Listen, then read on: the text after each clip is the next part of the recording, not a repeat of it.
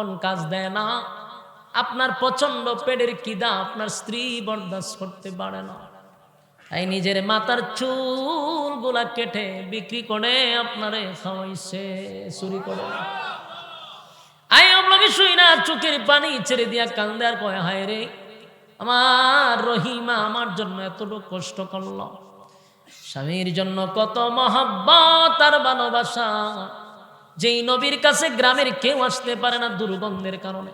শুধু দুর্গন্ধ নয়, কিরা পোকে সারাটা শরীর একেবারে জাজরা করে ফেলছে, কামড়াইতে কামড়াইতে সারা শরীরে কিরা, সারা শরীরে কিরা। একদিন দুই দিন নয়, 18টা বছর আইয়ুব নবীর আল্লাহ পরীক্ষা করছে। একদিন দুই দিন না, কয়দিন পারবেন? একটা কিরা পোক যদি আঙ্গুলের চিপায় যদি কামড়ায় কি কষ্ট লইব, আর সারা শরীর কামড়াইতেছে। একটা সময় আইয়ুব পয়গম্বর সারাটা শরীর ওনার কামড়াইতে কামড়াইতে একেবারে শেষ, মাংস সব খাই দিছে। এরপরে উনি আল্লাহর প্রতি অসন্তুষ্ট নয় গো, আল্লাহর প্রতি অসন্তুষ্ট না।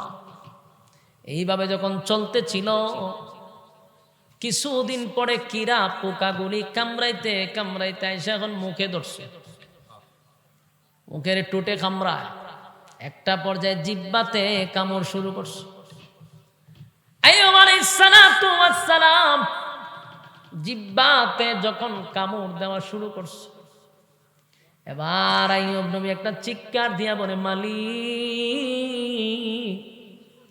আমার রাজত্ব শেষ, পথের ভিখারি হয়ে গেলাম, আমার 7টা সন্তান চলে গেল, কোনো অভিযোগ আপনি মালিকের উপরে আমি করি নাই, আপনার দেওয়া মাল আপনি নিছেন, আমার কোনো অভিযোগ নাই, আমার সন্তানগুলি মারা গেছে, আমার কোনো অভিযোগ নাই, আমার সারা শরীর 18 বছর ধরে কিরায় কামড়ায়, আমার কোনো অভিযোগ নাই, কিন্তু মালিক আজকে আমি বাধ্য হইয়া আপনার দরবারে অভিযোগ করতেছি, আমার সারা শরীর আপনি মাটির সঙ্গে মিশায়া দেন, কোনো অভিযোগ আপনার প্রতি আমার নাই গো, কিন্তু আমার জিহ্বাটা আপনি হেফাজত করেন, কারণ এই জিহ্বা দিয়া আপনি মালিক রে আমি ডাকি।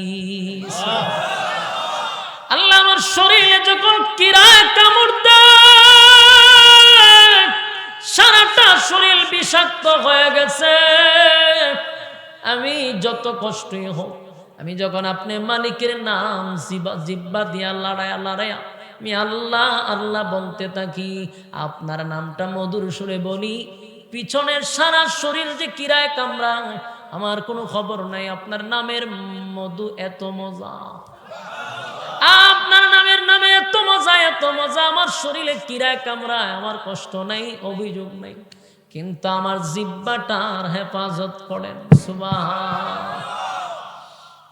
যুবক ভাই, আজকের এই কথাগুলির থেকে শিক্ষা গ্রহণ করেন, কোন নবীদের একটা গুনাহ ছিল না, সমস্ত নবীরা ছিল মাসুম, কিন্তু আল্লাহ সেই মাসুম নবীদেরকেও পরীক্ষা করছে রে, মাসুম নবীদেরকেও পরীক্ষা করছে।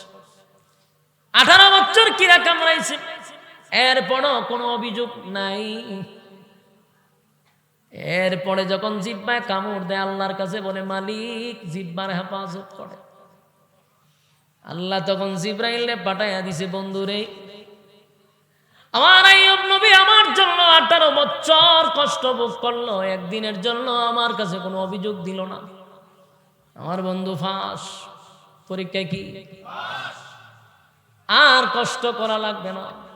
জিবরাইল কয় যে সামনে পানি আছে, ডুব দেন, পানির মধ্যে যে ডুব দিছে ওইটা দাঁড়ায় দেয়, আগের থেকে আরো সুন্দর, ও আগের রূপ ফিরাইছে, সুটাম দেহের অধিকারী, চেহারার থেকে নূর চমকাইতেছে, সুন্দর হয়ে গেছে, একটা ফুকও নাই, আগের থেকে আরো সুন্দর, আল্লাহর শুকরিয়া আদায় করতেছে। এর মধ্যে বিবে রহিমা এসে শিক্ষার মাঝে, ওমা এটা কেনা, কারণ আগে তো বিস্তাত আছে গন্ধ না, ডিভা দিয়াইতো এমন সুদর্শন এক পুরুষ, আগের থেকে আরো অনেক গুণ সুন্দর জল্লা বাড়াই দিচ্ছে। এবার রহিমার ডাক দিল যে ভয় পাওয়ার কিছু নাই, আল্লাহ আমারে পূর্ণ সুস্থতা দান করছে। এই 18 বছর জঙ্গলে কাটাইছে, এবার বিবি রহিমার লইয়া আবার গেছে দেশে। আল্লাহ এই আইয়ুব নবীর প্রতি এত খুশি হইছে, আগের যত ধন সম্পদ ছিল এর থেকে 10 গুণ আরো বাড়াই দিছে। রাজত্ব আবার ওনার হাতে দিছে, দেশের বাদশাহী আবার ফিরাই দিছে। কিন্তু একটা কথা, ওই যে রহিমারে 100 বেতের আঘাত দিব কসম খেলে লেছে। এখন তো আইয়ুব নবী কান্না শুরু করছে, আল্লাহ রাগের মাথায় তো কইছিলাম, আমি তো জানি না, আমি তার গায়েব জানি না, আমার বিবি তো চুরি করে নাই, কিন্তু আমি মনে করছি শয়তানের কথা শুই না, ভাবছি যে আমার বউ আমার চুরির মাল খাওয়াইছে। আমি কইছি কসম করছি 100টা বেত বাড়ি দিব, 100 বেত যদি রহিমারে বাড়ি দেয় রহিমা মারা যাবে। আমি রহিমা পাবো যে রহিমা সুখের সময় দুঃখের সময় আমার পিছু ছাড়া নেই। এমন কান্না শুরু করছে আইয়ুব নবী রহিমা। আল্লাহ দুস্থ, টেনশনের কোনো কারণ নাই, 100 বেত কইছ বাড়ি দিবা, অসুবিধা নাই। 100টা গমের ডেটা আছে না, ইডির 51 করছে করে বাড়ি মারো, মরবো নি তুই হচ্ছে 100 বেতের আঘাত দিতে, 100টা বেত তুই 51 কর, 100টা ডুগা 51 করে বাড়ি দিছে, কসমের কাফারা আদায় হয়েছে। প্রত্যেকটা নবীকে আল্লাহ পরীক্ষা ছাড়া, নবীরা তেমনি মাসুম, জান্নাত এদের জন্য তেমনি আছে, এরপর আল্লাহ পরীক্ষার গাড়ে ফাঁস করাইয়া ঢুকাইছে। সুবহানাল্লাহ। আমার আর তোমার কি পরীক্ষা ছাড়ো?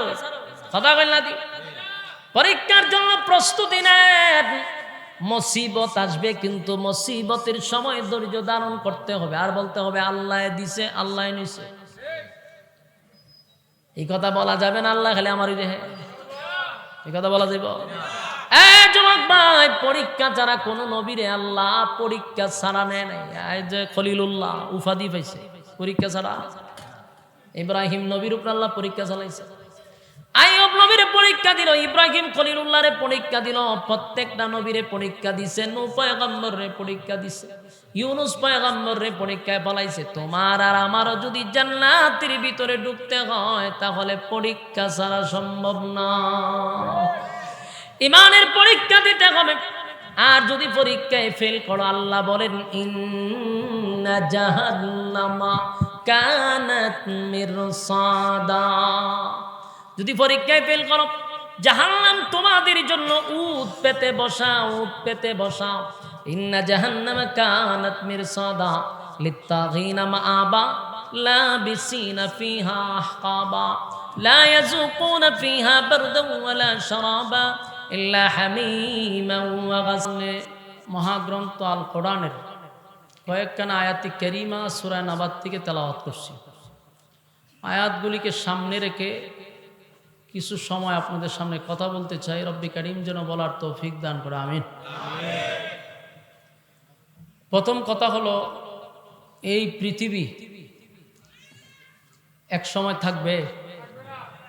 প্যান্ডেলটা যে আপনারা বানাইছেন, আগামীকালকে এমন সময় থাকবে, তাহলে কেন বানাইছে? প্রয়োজনে। বলুন কেন বানাইছে? প্রয়োজন। প্রয়োজন শেষ, প্যান্ডেলও শেষ। আল্লাহ বলেন এই পৃথিবী আমি প্রয়োজনে বানাইছি, প্রয়োজন শেষ, পৃথিবীও শেষ। ইযা জুলজিলাতিল আরদু জিলজালাহা, জমিনের মধ্যে জালজালা শুরু করে দিব। কুল্লু মান আলাইহা ফান, সব ধ্বংস করে দিবে। সময় শেষ, প্রয়োজন শেষ, এই সৌন্দর্য আল্লাহ রাখবে না। এখন তো অসংখ্য তারকা দিয়া লাইটিং করে রাখছে, তারকাগুলি এক সময় পড়ে যাবে। সূর্য, চন্দ্র, গ্রহ, নক্ষত্র, পাহাড়, পর্বত, সাগর, নদী, নালা, খাল, বিল, কীট পতঙ্গ সব ধ্বংস হবে।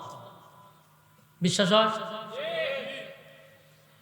সব ধ্বংস হয়ে যাবে, শুধু বাকি থাকবে কে? আল্লাহ। বলুন বাকি থাকবে কে? আর বাকি সব ধ্বংস। তাহলে প্রশ্ন হলো, তা আমরা আল্লাহ এখানে কেন পাঠাইলেন? ঠিক না? আমরা পৃথিবীতে একসময় ছিলাম, কথা কই আল্লাহ রস্তে আমার সাথে একটু হ্যাঁ না টিকবে ঠিকটা বললেন। এক তো হইলে এটার সমস্যা, আবার যদি আপনারও সমস্যা থাকে তো দুই সমস্যা মিলে সমাধান করুন কিভাবে? একটু হ্যাঁ না বললেন, তাহলে আমার কথা বলার আগ্রহ বাড়বে। বলুন এই পৃথিবীতে ছিলাম আমরা, থাকবো? ছিলাম না, থাকবো না, যাবো কো? এই বিষয়টা আমাদের বোঝা দরকার। ছিলাম না, আসি, কিন্তু আবার থাকবো না। তাহলে কেন মাঝখানে আমাদেরকে পাঠাইল? এর মূল উদ্দেশ্য আল্লাহর কি? আল্লাহ বলেন, আমি দুনিয়াতে তোমাদেরকে পাঠাইছি শুধুমাত্র কেবলমাত্র একটা পরীক্ষা দেওয়ার জন্য। কারণ প্রতিটা কাজের প্রমোশন বাড়ে পরীক্ষার মাধ্যমে। বাস্তব না বাস্তব? পরীক্ষার মাধ্যমে প্রমোশন বাড়ে। আপনার চাকরির ক্ষেত্রেও আপনাকে পরীক্ষা দিতে হবে, আপনার অবস্থান পরিবর্তন করতে গেলেও পরীক্ষা দিতে হবে, সব ক্ষেত্রে পরীক্ষা আছে। আল্লাহ বলেন, ক্ষণস্থায়ী দুনিয়ায় পাঠাইছি পরীক্ষা দেওয়ার জন্য, যদি উত্তীর্ণ হতে পারো চিরস্থায়ী দুনিয়াতে জান্নাত দিব। বলুন, ক্ষণস্থায়ী দুনিয়ায় কেন পাঠাইছে? পরীক্ষা দেওয়ার জন্য। ফাঁস করতে পারলে চিরস্থায়ী জান্নাত দিবে। এখন জান্নাত আমরা একসময় ছিলাম বলতে ডাইরেক্ট না ইনডাইরেক্ট? জান্নাত কিন্তু মূলত আমাদের বাপের সম্পদ, মার সম্পদ। কথা বল না দি? বাপের মার সম্পদ কিভাবে? আমরা আব্বা জান্নাত ছিল। আব্বাকে আদম আলাইহিস সালাম আমাদের আব্বা জান্নাতে ছিল, আম্মা হাওয়া আলাইহিস সালাম। দুইজন যেহেতু জান্নাতে ছিল, আমরা তো তাদের সন্তান, এই হিসাবে আমরা বাপের সম্পদ মার সম্পদ, ঠিক না? তেমনি সম্পদ যদি পাইতে হয় তাহলে দুনিয়া নামক ক্ষণস্থায়ী দুনিয়াতে একটা পরীক্ষা দিতে হবে। আর আল্লাহ এই পরীক্ষার জন্য আমাদেরকে পাঠাইছে। পরীক্ষার সময়ও কম, অল্প সময় দিয়ে পাঠাইছে। যদিও আমাদের কাছে 60 বছর 70 বছর 80 বছর অনেকটা সময়, কিন্তু পরকালের সময়ে কয়েক মিনিট হইতে পারে। এই জন্য আল্লাহ রাব্বুল আলামিন আমাদেরকে পরীক্ষার জন্য পাঠাইছে। আল্লাহ আমরা নিজে জিগায়, তোমরা কি মনে করছো তোমরা অনর্থক বানাইছি, অযথা বানাইছি? আপনারা কি মনে হয় অনর্থক বানাইছি? আল্লাহ নিজেই বলেন, আফাহাসিবতুম আন্নামা খালাকনাকুম আবাসান ওয়া আন্নাকুম ইলাইনা লা তুরজাউন। আল্লাহ বলেন, আবাস, কখনো না, অনর্থক আমি তোমাদেরকে বানাই নাই, নিষ্প্রয়োজনে না। তাহলে কেন বানাইছে? এটা আল্লাহ বলছে, ওমা খালাকাতুল জিন্না ওয়াল ইনসা ইল্লা লিয়াবুদুন। মানব দানব এই জাতিগুলারে বানাইছে একমাত্র শুধুমাত্র কেবলমাত্র আল্লাহর গোলামির জন্য। কথা বল না দি? বুঝুন না আমার ভাষা? আল্লাহ আমাদেরকে পাঠাইছে শুধুমাত্র গোলামির লেগা। এমন আপনি বলেন গোলামির জন্য যে পাঠাইছে, আমরা কতটুকু গোলামি করতেছি? রাত এবং দিন দুইটা মিলে কয় ঘন্টা? 24 ঘন্টা। এই 24 ঘন্টার ভিতরে বালিশের সঙ্গে মাথা লাগান তো লাগায় চিন্তা করেন, 24 ঘন্টায় আমরা আল্লাহরে দিছি কয় ঘন্টা? 24 ঘন্টা নিজের হিসাব করেন। আমরা তো অনেক সময় ঘুমাই না, ঘুমাই তো নাক ডাকা শুরু করে দিই না, ঘুমাই একটু গইরাই। ওই সময় আমরা চিন্তা করেন যে সারাটা দিন আমি কি করলাম, কয় ঘন্টা আল্লাহরে দিলাম, আমি কি করছি সারাদিন। এইগুলা নিয়ে মিনিমাম একটু সময় হলো বাবা দরকার, 10 মিনিট। তাহলে আপনি নিজেই অপরাধী ধরা পড়বেন।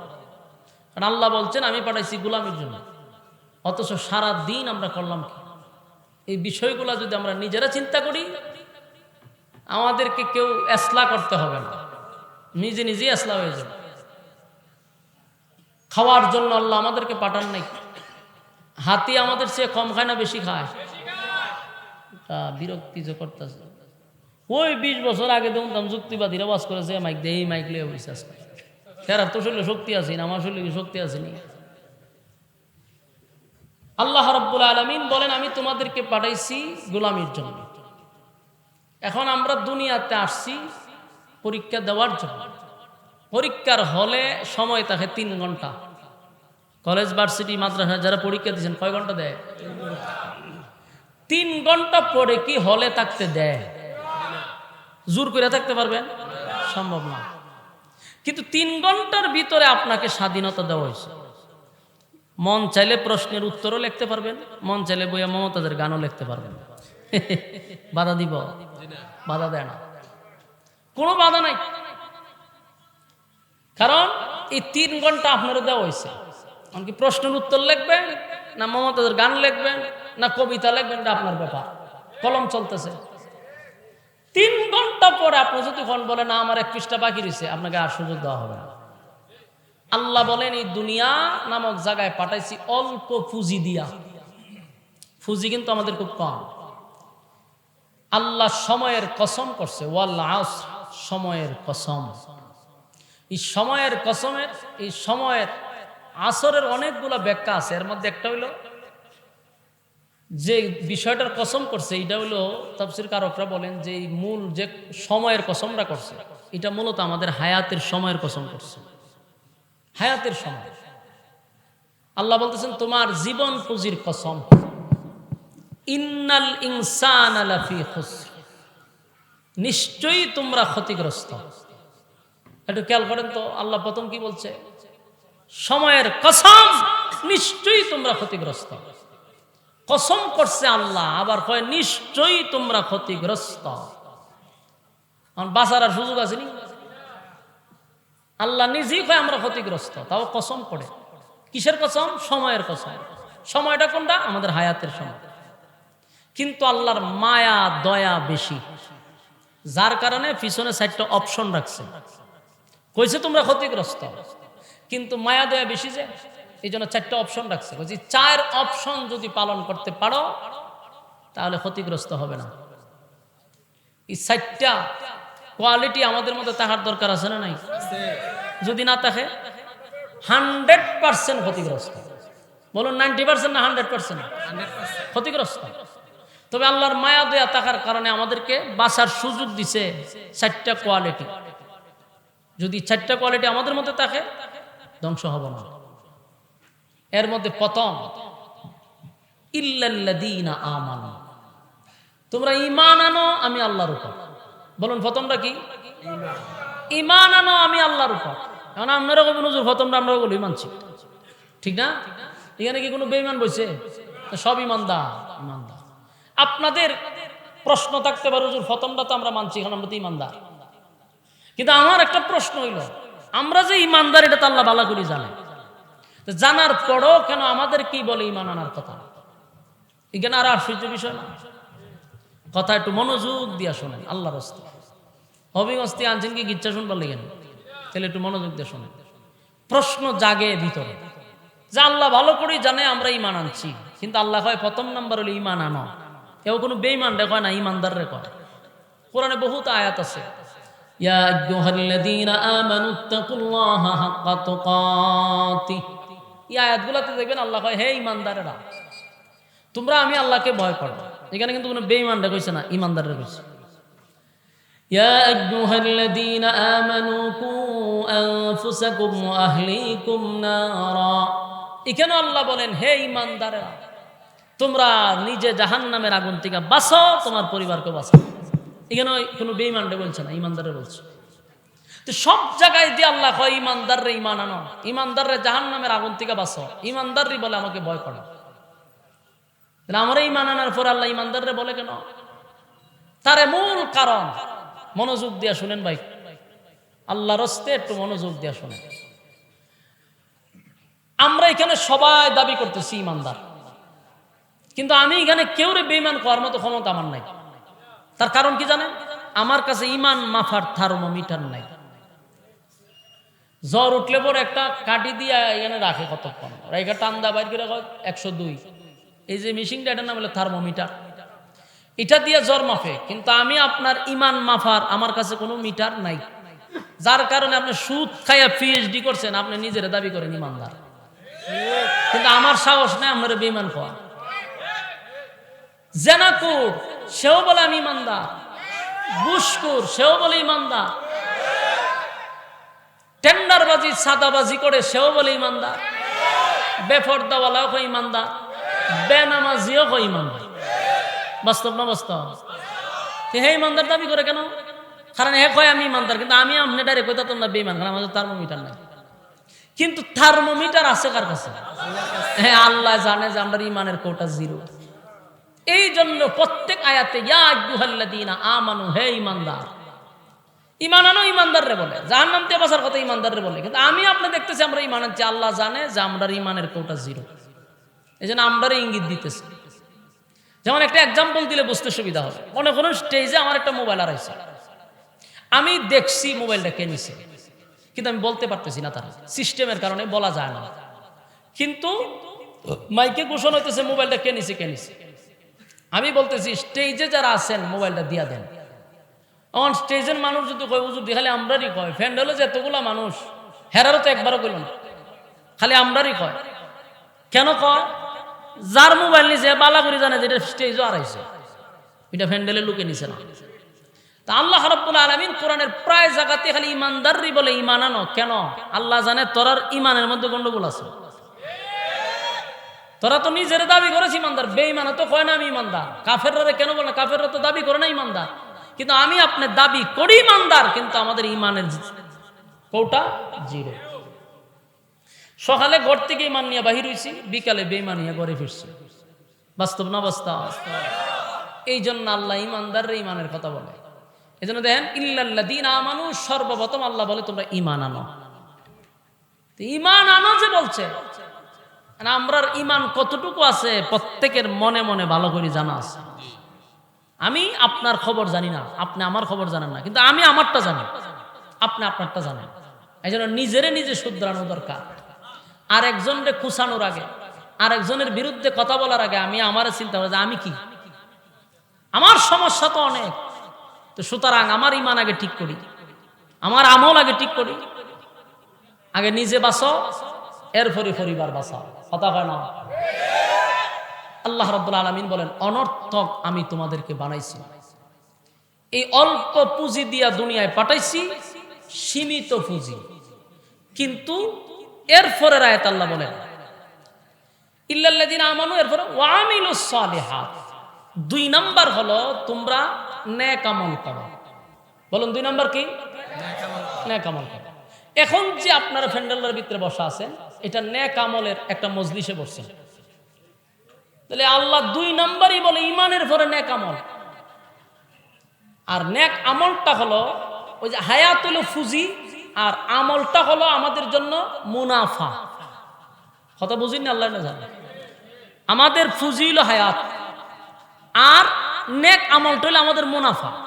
মানে ফুজি কম, কিন্তু আমাদের মুনাফা অসীম দরকার, প্রচুর মুনাফা দরকার, কিন্তু ফুজি কিন্তু খুব কম। আর এই ফুজি যদি একবার শেষ হয়, দ্বিতীয়বার ফুজি দিয়ে ব্যবসা দিত না আপনার। বলুন ফুজি শেষ হইলে আর দিব আপনার ফুজি যে আপনি আবার ব্যবসা করেন? আর দিব। এখন অল্প পুঁজি দিয়ে পাঠাইছে ব্যবসা করে। ব্যবসা কি? বলে ফুজি হইলো আমার হায়াত, আর ব্যবসা হইলো মুনাফা, ওই যে নেক আমল। এটা তুমি প্রচুর মুনাফা দরকার। 2 নাম্বার আল্লাহ বলছে নেক আমল করো। 3 নাম্বার আল্লাহ রাব্বুল আলামিন বলে ওয়া আমিলুস সালিহাত ওয়া তাওয়াসাউ বিল হক। এখানে একটা বিষয় হলো 3 নাম্বারে যে কথাটা আনছে হলো সর্বদা সব সময় হক কথা বলতে হবে। কথা হয় না? হক কথা কি খালি হুজুরই কইতো না, পাবলিকও খাওয়ান দরকার। আমরা দেশের একটা যে কোনো বিষয় হলে ইমাম সাহেব নাহলে বক্তা। মুসলমান ইমানদার খালি আমি দাবি করি না, আপনিও করেন, আপনিও করেন, তো হক কথা আপনি কইবেন না কেন? কোয়ালিটি কয়টা হয়েছে কইছে আল্লাহ কইছে কোয়ালিটি 4টা, নাহলে ধ্বংস। তাহলে এর মধ্যে 3 নাম্বার কি? হক কথা। তো কয়জনের কথা কয়? আপনার গ্রামে একজনে বিয়া বাড়িতে ডুল বাজাইতেছে, বক্স লাগাইয়া ডান্স লাগলো, ডান্স শুনতেছে। আপনি নিজে শুনে আইলেন, মসজিদে আইছেন নামাজ পড়তেন। আপনার ইমাম সাহেবের এখন হুজুর আগামীকালকে জুম্মা ফাড়াই ফুড়াই নেবেন। বলে কিতা ফাড়াইতাম? হয় যেন এবার আর বাড়িতে বিয়া বাজনা শুরু করছে, এটা জুম্মাতে একটু কয়ে দিয়ে। ইমাম সাহেব যে কইতো, এই কথাটা তো তোমার দায়িত্ব ছিল বলা। এই হক কথাটা কি ইমাম সাহেবই কইতো না তার দায়িত্ব ছিল? তে হে ইমাম সাহেবের উপরে বারাবার দিয়ে কি উপহার করছে না ক্ষতি করছে? ক্ষতি করছে। ইমাম সাহেব চাকরি দেবে না। কারণ ইমাম সাহেব যদি কয় যে আপনার বাড়িতে গান বাজনা, যে বেটার বাড়িতে গান বাজনা বাজতেছে এগুলো মসজিদের সভাপতি। ইমাম সাহেব যদি এ বেটার বিরুদ্ধে কথা হয়, ইমাম সাহেব চাকরি শেষ। সব হক কথা ইমাম সাহেবের উপরে ছেড়ে দিয়ে নেন। আর আপনি গ্রামের মানুষ, আপনি যদি বিরোধিতা করতেন, আপনারা তো গ্রাম থেকে বের করতে পারতেন। এটাকে বলা হয় হক কথা বলতে হয়। আপনি সারাদিন তসবিহ পড়তেছেন, সুবহানাল্লাহ সুবহানাল্লাহ, সারাদিন তসবিহ। মক্কার থেকে আইছে তো হাজি শাহ, সারা জীবন আকাম কুকামের PhD করছে, আর মক্কা গিয়া নাম পালাইছে হাজি। আগের ফাজি কিন্তু ঠিকই আছে, কিন্তু এখন হাতে লইছে তসবি আর একটা টুপি মাথা দেওয়ার মসজিদে খুব দৌড়াদৌড়ি সুবহানাল্লাহ সুবহানাল্লাহ হারা দিনে সুবহানাল্লাহ। বাস্তব না বাস্তব? সারাটা দিন সুবহানাল্লাহ সুবহানাল্লাহ। আমি আপনার দেবিদ্যার থানাতে চাকরি করছিলাম, এখন কইতে পারতেছি, কারণ হইলো সৈরাসান নাই তো। এখানে একজন দাপরশীল লোক ছিল, এর বয়ে এই থানার কোনো আলেমরা কথা কইতো না ডরাইয়া, এত জুলুম হে করতো মানুষের উপর। তো হে এত জুলুম করতো, বিচার আচারে দুম শেখাইতো আর মানুষের উপর অন্যায়ভাবে জুলুম করতো, কারণ এর একটা ক্যাডার বাহিনী আছে। তো কিভাবে জানে, একটা পর্যায়ে বয়স হয়েছে তো গেছে হজ করতো, বলে মিলেটের হজও পাঠাইছে, হস্তি গাইয়া দিই মাথার টুপি, পালা কথা টুপি দিছে ঠিক আছে, কিন্তু ওখান দিয়ে তসবিও আছে, তসবি ফরে ঠিক আছে, কিন্তু ফরার সিস্টেমটা শুনেন, তসবি একটা আতলে আমি শুধু ফকড় লইয়া রাখি, আমার ফকড় তসবি আছে মনে করেন, কিন্তু আমার যদি আল্লাহকে খুশি করার জন্য ফরা লাগে তাহলে ফকড়ের ভিতরে হাত দিয়ে তো আমি চালাইতে পারি, এটা বাইর করে গেল সুবহানাল্লাহ সুবহানাল্লাহ একটা যেমনে কইতাছি ঠিক এরকম ভাবে একটা ওয়াল্লাহি আল্লাহর জাতের কসম যেইভাবে কইতাছি এইভাবে এখানে দিয়ে রাখে সুবহানাল্লাহ সুবহানাল্লাহ আলাদিন তা করে। তা আমরা কয়েকজন আছে, আমরা কই করে আগে তো ডাইরেক্ট বাটপারি সিটারি করতে, এখন তো নেক্সট সুরতে দুকা দিতেছে মানুষকে, কারণ এই যে লেবাসটা ধরছে এখন এইটা হলো নেক্সট সুরতে দুকা তসবিটা গানে পড়ে সুবহানাল্লাহ সুবহানাল্লাহ। আর এই সুবহানাল্লাহর ফাঁকে দিয়ে যত আগাম কুকাম আছে এই সুবহানাল্লাহর ভিতরে ঢুকাইতেছে। একজন গতকাল কাজে বিচার গেছিলাম, ওই কোনো খবর টবর দিনে সুবহানাল্লাহ সুবহানাল্লাহ, পরের সপ্তাহে কিন্তু বিচার এটা শেষ করতে সুবহানাল্লাহ সুবহানাল্লাহ সুবহান এই ফরতাজার কইতাছে, এরপর আবার নাতিরে পাইছে হ্যাঁ সুবহানাল্লাহ তোর বাপ কই সুবহানাল্লাহ সুবহানাল্লাহ, বাজারটা খোঁজ করে লইতো সুবহানাল্লাহ সুবহানাল্লাহ সুবহান, আবার এখান থেকে খতম করে গেছে দোকানও গিয়া হয় সুবহানাল্লাহ সুবহান, একটা চিনি ছাড়া সাজে সুবহানাল্লাহ সুবহানাল্লাহ সুবহান, এই সব চলতেছে সুবহানাল্লাহর ভিতরে। আর লাস্টে গিয়া যখন ওই তসবির আঘাত একটা ইয়ে থাকে না, এটার দ্বারা যায় গেছে 100 সুবহানাল্লাহ, কিন্তু এই যে সুবহানাল্লাহর ফাঁকে দিয়া যে কত তার ঢুকাইছে এটি শুদ্ধ 100 হয়ে গেছে, এটিরে কয় অতি ভক্তি সুরের লোক। তো এই লোকগুলা দেখবেন মক্কা গিয়া নাম পালাইছে হাজি, দেশ হয়ে আছে ফাজি ফাজি, তো তুমি খালি নামাজ হয়ে আর তসবি হয়ে তোমার জান্নাতে নিবা, হক কথা বলার দরকার আছে না? রাস্তা দিয়ে গান বাজা ইমাম সদর ভিতরে, তুই বেটা গিয়ে বাধা দে, বলে এখানে গান বাজনা চলবে না, বিয়ে একটা পবিত্র জিনিস তুই হারাম দেওয়া শুরু করছো, তো তোর কপালে শান্তি বোঝান নেই না, এই মাংসটা ধরায়। আমি যে কথাটাই বলতে চাইটি হলো 3 নম্বরে হক কথা। হক কথা খালি এটা না, আরো কিছু আছে। আমরা দেশের সমস্যা হইলো কি, আল্লাহ রসুল বলে গেছে প্রথম তুমি প্রতিবাদ করো হাত দিয়া, না পারলে মুখ দিয়া, না পারলে অন্তর দিয়া গিনা কাটো। এই 3 নম্বরটা সবাই বাচ্চা নিচ্ছে। এখন কিছু হইলে সেপ পালাই দেখো কাজটা করলো, এটার সাথে মানুষের চলেনি, জিগেলাম অন্তর দিয়ে গিনা করে, অথচ তার হাতের শক্তি আছে, তার মুখের শক্তি আছে, কিন্তু সে কি করতেছে, অন্তর দিয়ে ঘৃণা করতে হয়তো ভালো হয় না। এই সমস্ত বন্ডামি সারা দরকার। প্রতিবাদ হাতে হোক মুখে হোক চলতে হবে। কারণ নাম্বার কত? 3 নাম্বার। 3 নাম্বার হলো হক কথা বলতে হবে আপনার। 4 নাম্বার ওয়াতাওয়াসাউ বিস সাবর। 4 নাম্বার হলো ধৈর্য ধারণ করা, সবর করা। এখন সবর বলতে কি বলছেন, ইসলামের ক্ষেত্রে দ্বীনের ক্ষেত্রে মেজাজ গরম করা যাবে না, ঠান্ডা মাথায় কাজ। একজনে ইসলাম ধর্মের মধ্যে গিয়ে মাইরা ফিটটা তারা ইসলাম ধর্ম গ্রহণ করাইতে পারতেন না। দ্বীনের কাজ মাইরা ফিটটা হয় না, ঠান্ডা মেজাজ লাগবে, ধৈর্য থাকবে। কতক্ষণ ঠিক? আল্লাহ বলেন ওয়াল আসর ইন্নাল ইনসানা লাফি খুসর। রব্বে কারীম বলেন সময়ের কসম করছি আমি, সময়ের কসম। ইন্নাল ইনসানা লাফি খুসর, নিশ্চয়ই তোমরা ক্ষতিগ্রস্ত। কিন্তু আল্লাহর মায়া দয়া বেশি হওয়ার কারণে 4টা অপশন আমাদের জন্য রাখছে। যদি কোনো বুদ্ধিমান ব্যক্তি হয় তাহলে এই 4টা আপনার মধ্যে আছে কিনা এটা মিলানো দরকার। কথা হয় না? এই 4টা কাজ আপনি আমার মধ্যে যদি তাকে কন্টিনিউ চলে তাহলে আমরা ক্ষতিগ্রস্ত হব না। যুবক ভাইরা আমার, 1 নাম্বার হলো ঈমান। আর ঈমানদারের উপরে মুসিবত আসে। ঈমানদারের উপরে ঈমান যদি আপনার ভিতরে থাকে তাহলে অবশ্যই আপনি পরীক্ষার সম্মুখীন হবেন, এটা 100%। কারণ আল্লাহ একজন মুমিনকেও পরীক্ষা ছাড়া কবরে নেয় নাই, পরীক্ষা আপনাকে দিতেই হবে। কোনো সময় আল্লাহ আপনাকে ধন সম্পদ দিয়া পরীক্ষা করবে, কোনো সময় আপনাকে পথের ভিখারি বানাইয়াও পরীক্ষা করবে, কোন সময় চেয়ারে বসাইয়া পরীক্ষা করবে, ক্ষমতা দিয়াও পরীক্ষা করবে। আল্লাহ রাব্বুল আলামিন বলেন, আমি পরীক্ষা ছাড়া মুমিনকে জান্নাত দেই না। বারবার বলছি, পৃথিবীটা হলো পরীক্ষার হল, পরীক্ষার হল। পরীক্ষায় ঢুকলাম কোন সময়? বলে যেদিন থেকে বালেগ হইছি সেদিন থেকে পরীক্ষার হলে ঢুকছি। আর মালাকুল মাউত আজরাইল আসার আগ পর্যন্ত পরীক্ষা চলতেই থাকবে। পরীক্ষার হলের ভিতরে কিন্তু এখন আছে, আমাদের পরীক্ষা চলতেছে, অথচ আমাদের খবর নাই। যেদিন মালাকুল মাউত আজরাইল আসবে সেদিন আমাদের পরীক্ষা শেষ। চাইলেও আর একটা সেকেন্ড আপনাকে থাকতে দিবে না। তাহলে সময় খুব কম।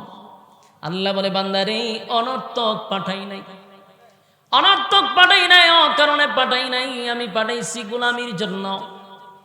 আর গোলামি করতে গিয়া আমি আল্লাহ তোমারে বিভিন্ন ভাবে পরীক্ষা করব। এমন কোন একজন মুমিন নাই পরীক্ষা করে নাই, এমন কি নবী রাসূলগণকেও আল্লাহ পরীক্ষা করছে। কথা হয় না? এক নবী রাসূলগণকেও আল্লাহ পরীক্ষা করছে, যেই নবীদের কোনো গুনাহ নাই, গুনাহ নাই, গুনাহ নাই। আহলে সুন্নাত ওয়াল জামাতের আকীদা হলো নবীরা মাসুম, তাদের কোনো গুনাহ নাই। তাহলে নবীদের গুনাহ নাই, এরপরও নবীদেরকে আল্লাহ ছাড়ছে। কথা হয় না? সব নবীদেরকে আল্লাহ পরীক্ষা করছে। যেই নবীদের কোনো গুনাহ নাই তাদেরকেও পরীক্ষা করছে। আল্লাহ কোন নবীরে বাদশাহী দিছে, দিয়া পরীক্ষা করছে। কোন নবীর আল্লাহ অসুস্থতা দিয়া পরীক্ষা করছে, ক্ষমতা দিয়া পরীক্ষা করছে, আবার একেবারে দরিদ্রতা দিয়াও পরীক্ষা করছে। তার মানে পরীক্ষা আমাদেরও আসবে। কেউ যদি ক্ষমতা পায় তাহলে এই ক্ষমতায় বৈশা আল্লাহর শুকরিয়া আদায় করা দরকার। কথা হয় না? আপনারা কি বিরক্ত লাগতেছেন? বিরক্ত তো আমার লাগতেছে, আপনারা লাগতো করে লড়াচড়া করেন, লড়াচড়া করেন না। গিচ্ছা কাহিনী কইলে আবার বৈশা থাকলেন না, ওই কাল্পনিক গল্প কইলে পাবলিক মজা পায়। ইডি তো আমি পারতাম না, তো একটু মনোযোগ দিয়ে বইয়া শুনতুই, বানালে কি করবে? বেডে বলো আজকে হইছে না, ছক্কা সাইড কেমনে মারবেন? আমারই হয়েছে না আজকে মন মত। আল্লাহর হস্তে লইরিন না, বইয়ে তো। আপনারা কি খারাপ লাগতেছে? যুবক ভাই, দিলের কান লাগায় কথাগুলি শুনেন। হয়তোবা আজকের এই মাহফিলে রব্বে কারীম আমাদের কপালে হেদায়েত রাখতে পারে। কথা হয় না? হেদায়েত কি আসমান থেকে লাইমা দিব? আল্লাহর কাছে চাইতে দিব। হেদায়েত আল্লাহ আসমান থেকে লাইমা দেয় না, আল্লাহর কাছে হেদায়েত চাইতে হয়। আবার অনেক মানুষ হেদায়েতের জন্য ভিক্ষা চায়। আল্লাহ বলেন, এমন লোক আছে আমি আল্লাহর কাছে প্রতিদিন হেদায়েতের ভিক্ষা চাই। হেদায়েত এমন একটা জিনিস, এটা আল্লাহর পক্ষ থেকে আসে, বান্দার কোনো ক্ষমতা নাই, নবীর কাছেও নেই। নবীর কাছে থাকলে সর্বপ্রথম হেদায়েত দিত আবু তালেব রে। আবু তালেব যেদিন দুনিয়ার থেকে বিদায় হবে সেদিন নবী কিন্তু পাশে বৈশা চোখের পানি সারসার হয়, আল্লাহ বাবার আদর পাই নাই, চাচা কলিজা দিয়া মহব্বত করছে, নিজে না খাইয়া আমি নবীর মুখে খাবার তুলে দিছি, সেই চাচা আমার চোখের সামনে বেঈমান হয়ে মারা যাবে। নবী যখন কান্দে আল্লাহ আয়াত নাজিল করে, বলে ইন্নাকা লা তাহদি মান আহবাবতা ওয়ালাকিন্নাল্লাহা লা ইয়াহদি মান ইয়াশা।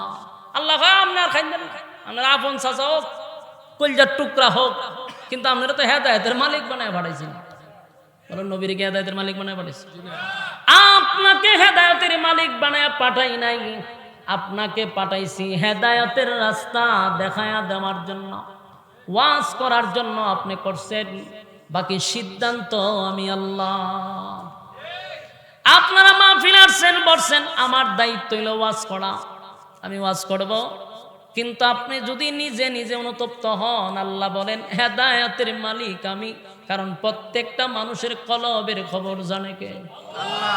কোন নিয়তে বসছেন, কেন বসছেন, জানে কে? যদি মনে থাকে আল্লাহর নিজের পরিবর্তন করার জন্য, তাহলে অবশ্যই হেদায়েত লইয়া বাড়ি যাবেন ইনশাআল্লাহ। অন্য কোনো উদ্দেশ্য আছে? যুবক ভাই, রব্বে কারীম বলেন বান্দা শোন, এক নাম্বার কথা হলো পরীক্ষার হলে পাঠাইছি। পৃথিবী চিরস্থায়ী নয়, এটা ক্ষণস্থায়ী। এই পৃথিবী আমি একদিন ধ্বংস করে দিব, কিছুই রাখবো না। কুল্লু মান আলাইহা ফান ওয়া ইয়াবকা ওয়াজহু রাব্বিকা যুল জালালি ওয়াল ইকরাম। আল্লাহ বলেন সব ধ্বংস করে দিব, শুধু থাকবে কে? আল্লাহ বলেন ইজা জুলজিলাতিল আরদু জিলজালাহা ওয়া আখরাজাতিল আরদু আসকালাহা। এ যুবক ভাইরা, পৃথিবী একদিন ধ্বংস হবে, এর মধ্যে কোনো সন্দেহ নাই। সব ধ্বংস করে দিবে। আল্লাহ বলেন কিছু সময়ের জন্য আমি সাজাইছি, প্রয়োজন শেষ ইসরাফিল আলাইহিস সালাতু ওয়াস সালামের মাধ্যমে প্রথম সিংহায় ফুঁক দিলেই জমিনের মধ্যে আমি কম্পন সৃষ্টি করাবো, সব ধ্বংস করব। সূর্য ভেঙ্গে ভেঙ্গে জমিনে পড়বে, তারকা গুলি ছুটে পড়ে যাবে, সব ধ্বংস হয়ে যাবে রে। আল্লাহ বলেন শুধু না তাই না, আরশ বহনকারী ফেরেশতাদেরকে আমি শেষ করে ফেলব, সমস্ত ফেরেশতাদেরকে শেষ করে দিব। এমনকি ইসরাফিলও শেষ, মিকাইলও শেষ, আজরাইল শেষ, জিবরাইল শেষ, তারাও শেষ। সব যখন শেষ হবে বাকি থাকবে কে? সেদিন আল্লাহ থাকবে একা, সব ধ্বংস, কেউ নাই। সেদিন আল্লাহ বলবেন লিমানিল মুলকুল ইয়াউম। আল্লাহ ডাক দিয়ে বলবেন পৃথিবীর রাজা বাদশারা তোমরা কোথায়? আজকে তোমরা দাপট দেখাও। পৃথিবীর জমিনে কিছু সময়ের জন্য পাঠাইছিলাম, 16 বছরের রাজত্ব পাইয়া কত মানুষের উপরে নির্যাতন নিপীড়ন চালাইছ। নিষ্পাপ মানুষগুলারে বছরের পর বছর আয়না করে বন্দি রাখছ, মানুষের অধিকার নষ্ট করছ, বাক স্বাধীনতা নষ্ট করছ। একটা দুইটা নয়, কত শিশুদেরকে এতিম করা হয়েছে, কত নারীদেরকে বিধবা করা হয়েছে, পাখির মতো কুকুর বিড়ালের মতো মানুষকে গুলি করা মারা হয়েছে। আল্লাহ বলেন এই রাজত্ব বেশি দিনের জন্য দেই নাই, কয়েক বছর, কিন্তু এত নিকৃষ্ট এত নির্মম ভাবে অত্যাচার করছে। আল্লাহ কয় আজকে তোরা কোথায়? আমার সামনে দাঁড়ায় কথা কর। সেদিন দাঁড়াইব কেউ? ফেরাউন থেকে লইয়া যত জালেম ছিল, যত জালেম, পৃথিবীর সব জালেমদের উপরে আল্লাহর অভিশাপ। বলুন কি? এমনে না, 4টা কসম করে বলছে অভিশাপ। একবার দুইবার না, 4টা কসম করছে। ওয়াসসামাই যাতিল বুরুজ, নক্ষত্রের কসম, তারকার কসম। ওয়াল ইয়াউমিল মাউউদ, পরকালের কসম, যেদিন আল্লাহ বিচার করবে সেই দিনের কসম। ওয়াশাহিদিন ওয়া মাশহুদ, এই আয়াতে 2টা কসম। ইয়াউমুল জুমআহ, যেই দিনটা ঘুরে ঘুরে আসে। ইয়াউমুল আরাফাত, যেই দিনটা মানুষের সামনে বারবার ঘুরে আসে, সেই দিনের কসম। কসম কয়টা? 4টা কসম করে বলে কুতিলা আসহাবুল উখদুদ। আল্লাহ বলেন গর্ত খননকারীর উপরে অভিশাপ, তার মানে জালেমদের উপরে অভিশাপ, জালেমদের উপর আল্লাহর অভিশাপ। তাই পৃথিবীতে যারা জালেম ছিল একজনও রেহাই পায় নাই। পরকালে তো শাস্তি আছে, দুনিয়াতে চরম পর্যায়ের বেজ্জতি, ঠিক কিনা? এখন মাঝে মাঝে চিন্তা করি যারা এমপি ছিল, মন্ত্রী ছিল, কি শান মানে তারা চলছে। আজকে কুকুর বিড়ালের দাম আছে, তাদের কোনো দাম নাই। কথা ঘন্টে, কুকুর বিড়ালের দাম আছে, তাদের 1 পয়সার কোনো দাম নাই। দেশ ছাইরা পালানোর জন্য কত গর্তে গিয়ে এখন ঘুমায়। তাহলে এই দিন নয়, আরো দিন আছে। দিন পাইয়া তুমি ভুলে গেলে চলবে না যে আমার আরো দিন রয়ে গেছে। ইজ্জতের মালিক কে? বেজ্জতের মালিক কে? আল্লাহ বলেন ইজ্জত আমি দেই দিয়া তোর চারে বসাইছি, ক্ষমতা পাইয়া তুই অপব্যবহার করছ। যাই না রাগ জুতা কিন্তু তোর মাথার উপরে রাখছে। নমরুদ্দারে জুতা দিয়া যেইভাবে বাইরেছি, প্রত্যেকটা জালেমকে জুতার বাড়ি, ঠিক কিনা? এখন এখান থেকে শিকার দরকার আছে, কথা কই না? নমরুদ তারা যারা শিক্ষা গ্রহণ করে নাই, তারাও পরবর্তীতে জুতার বাড়ি খাইছে। আর এখন 16 বছরের রাজত্ব থেকেও যারা শিখতে পারে না, এই 30 সালেও তাদের কপালে জুতার বাড়ি আছে। এই জন্য শিখতে হবে, শিক্ষা গ্রহণ করার দরকার আছে না নাই? যুবক ভাই, ক্ষমতা দিয়ে আল্লাহ পরীক্ষা করে। হাসরের মাঠে আপনি বলবেন যে আল্লাহ, আমি নামাজ পড়তে পারি নাই, আপনার হুকুম পালন করতে পারি নাই, নবীর তরিকা অনুযায়ী চলতে পারি না, কারণ আমি তো এমপি আসলাম, আমি তো মন্ত্রী ছিলাম, আমি তো প্রধানমন্ত্রী ছিলাম, আমার ব্যস্ততা বেশি ছিল। আল্লাহ হয় খুব বেশি বলে হ। আল্লাহ কইব সুলাইমান কোথায় আছো? সুলাইমান আলাইহিস সালামকে সামনে দাঁড় করায় বলবে, আমার সুলাইমানের চেয়েও বেশি কি তুই ব্যস্ত আছিলি? তুই 56,000 বর্গ কিলোমিটারের একটা দেশে রাজত্ব করছিস, আর আমার সুলাইমান আসমানের নিচে যত এরিয়া আছে সব জায়গার রাজা আমি সুলাইমান রে বানাইছি। সারা পৃথিবীর বাদশা হইয়া আমার সুলাইমান একটা সেকেন্ডের জন্য আমি আল্লাহরে ভুলে নাই। আল্লাহ বলবে, আমি বহু নবীরে বাদশা বানাইছি, এক দাউদ পয়গম্বরকেও বাদশাহী দান করছে, দাউদ নবীরও বাদশাহী দান করছে। এমনকি আশ্চর্য হবেন, আইয়ুব নবীরও আল্লাহ বাদশাহী দান করছে। কিন্তু সেই আইয়ুব নবী যখন সুন্দর চলছিল, আল্লাহ একদিন বলে, ফেরেশতারা রে, আমার আইয়ুব রে আমি রাজত্ব দিলাম, কিন্তু একটা সেকেন্ডের জন্য আইয়ুব আমারে ভুলে না। আর শুনছে শয়তান না, শয়তান না, আল্লাহ তো দেখছি সুখে থাকলে তা মানুষ বলবো কেমনে না, আরামে এসে রাখছে, এর লেগে আপনারা ভুলে না, একটু কষ্টে ফেলায় দেখেন আপনারা বুঝলে লেগে। আল্লাহ বলেন না, আমার আইয়ুব কোনোদিন আমারে ভুলবে না। শয়তান হইলে একটু পরীক্ষা করেন, আমার একটু ক্ষমতা দেন। আল্লাহ দিল শয়তানের ক্ষমতা, যে না ক্ষমতা দিলাম তোরে, পরীক্ষা কর। শয়তান না ক্ষমতা পাইয়া সর্বপ্রথম আইয়ুব নবীর যত উট ছিল, উটের বিশাল একটা ফার্মের মতো মনে করেন, যেখানে বিশাল উট ছিল, এই উট গিয়া সব বাতাস দিয়ে মেরে দিছে। কি বাতাস ছাড়ছে, সব উট জাগাত মেরে গেছে। উট দেখার জন্য কর্মচারী ছিল, তারা দৌড়াইয়া পয়গম্বরের কাছে গিয়া বলে, পয়গম্বর কেমনে বলি এত বড় মুসিবত আসবে জানতাম না। তরতর করে কাঁপতেছে। আইয়ুব নবী জিগায়, কাঁপো কা? হুজুর সব উট একসাথে মারা গেছে।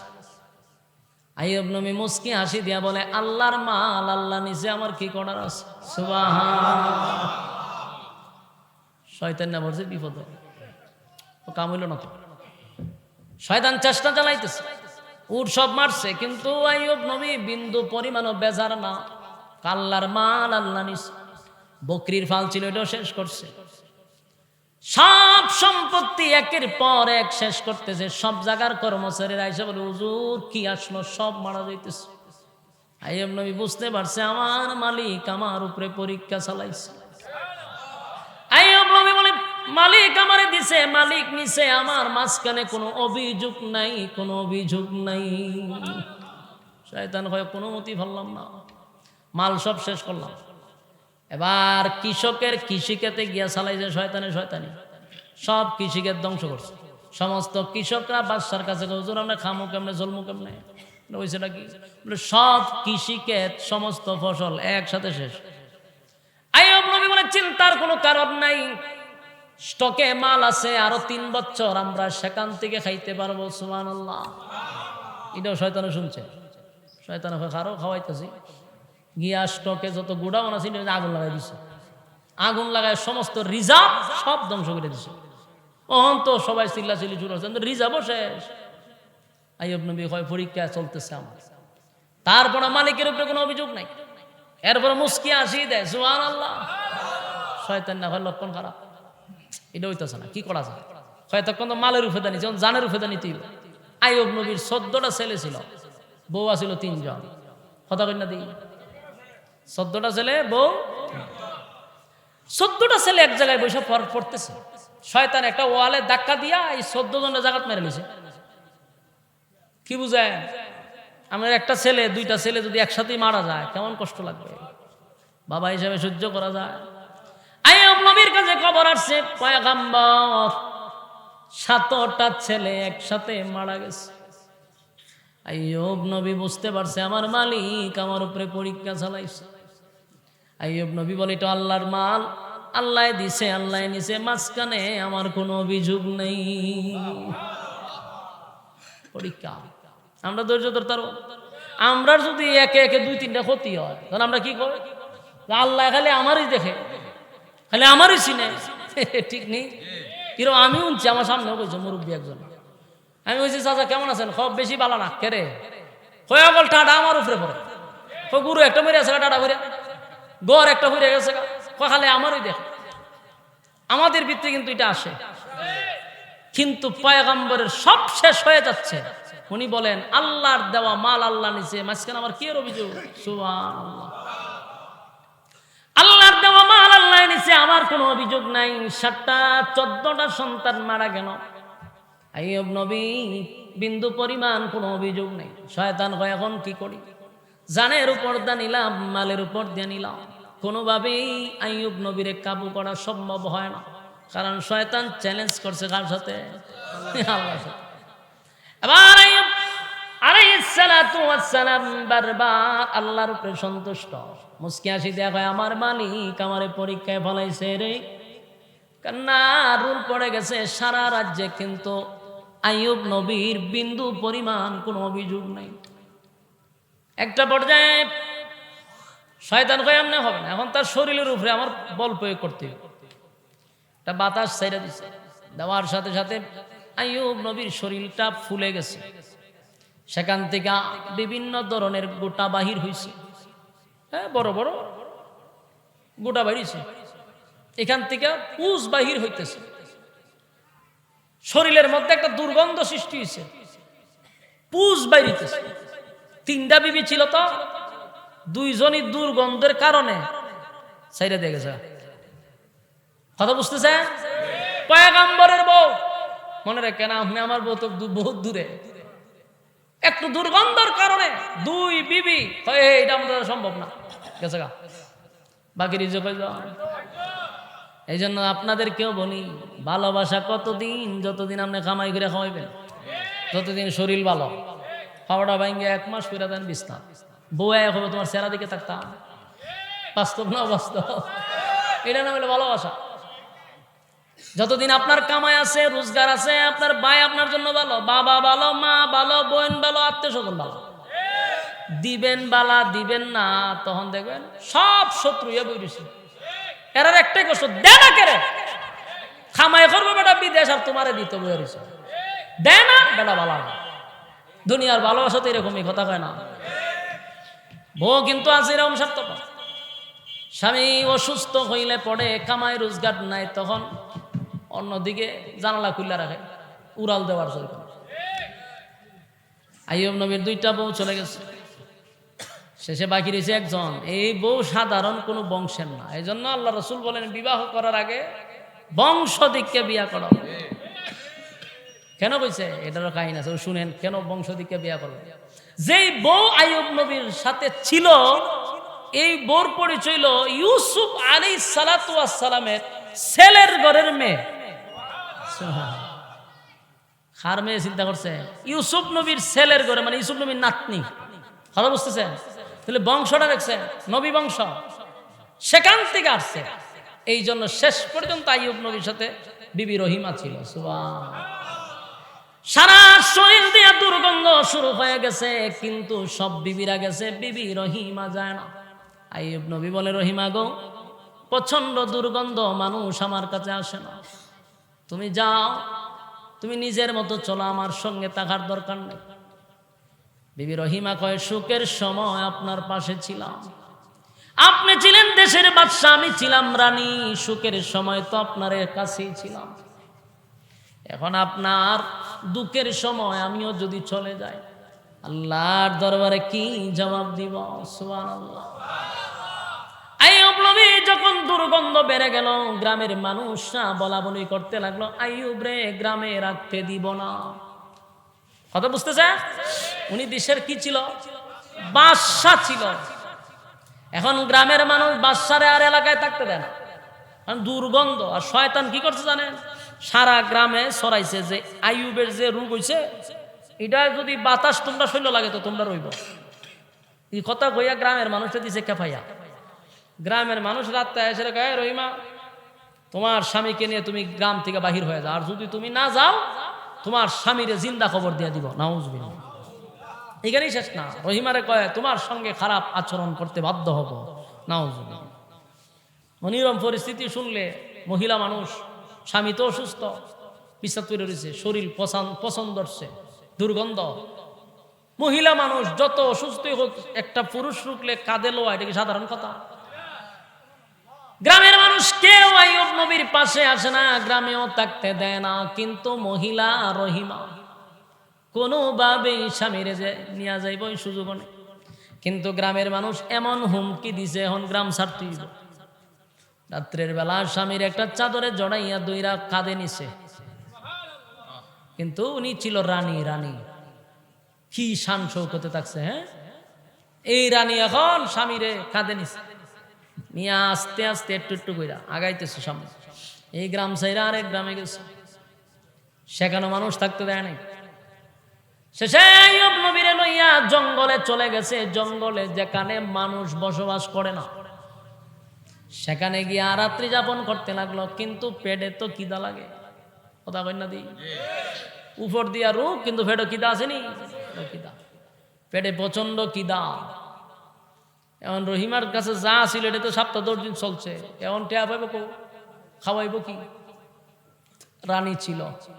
শেষে স্বামীর খেদমতের জন্য, স্বামীর পেটের খিদা নিবারণ করার জন্য মানুষের বাড়ি বাড়ি গেছে কাজ করার লাগা।